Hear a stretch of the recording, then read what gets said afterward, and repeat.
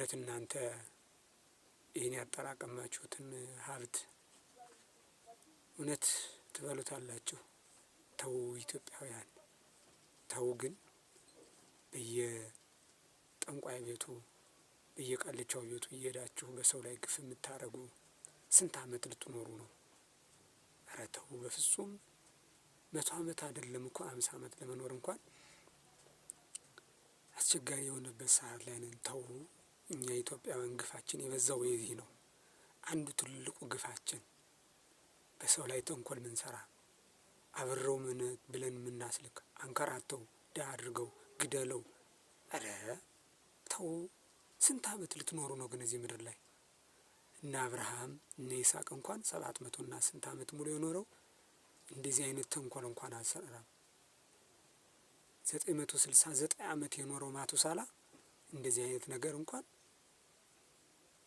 በፍጹም 969 ዓመት ማለት 1000 ዓመት ሊሞላው ትንሽ የቀረው የኖረው እንኳን እንደዚህ አይነት ነገር አላረገምና 100 ዓመት ለማትኖሩ ግን ከአንድ እንጀራ በላይ የማትበሉ ምን ችግር አለው? ራሱ ሰርቶ ላገኘው የራሳችሁን ሰርታችሁ ብታገኙ በፍጹም ንስሐ ግቡ። ይህን የምታደርጉ በየጠንቋይ ቤቱ የውሸት ደብተራ ቤት በስመ የቤተ ክርስቲያን እየተባሉ አውደ ነገሥት እያስነበባችሁ የምታስጠነቁሉ ሁሉ ንስሐ ግቡ።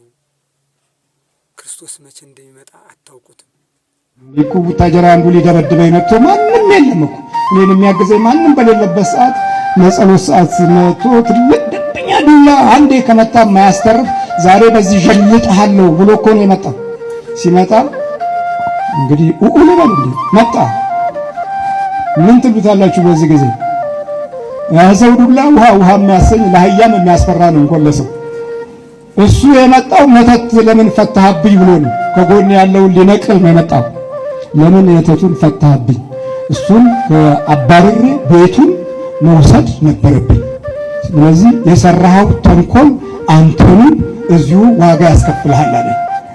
ስለማተስ ስለተፈታ እኮ ከዛ እንግዲህ ማን አለ ወደ ማን ነው አንተ ስማ አይነጥላ ስለው ብድገል ምን እኔ አይደለሁም እኮ እሱ ነው ዱላ ይዞ የመጣው አለ።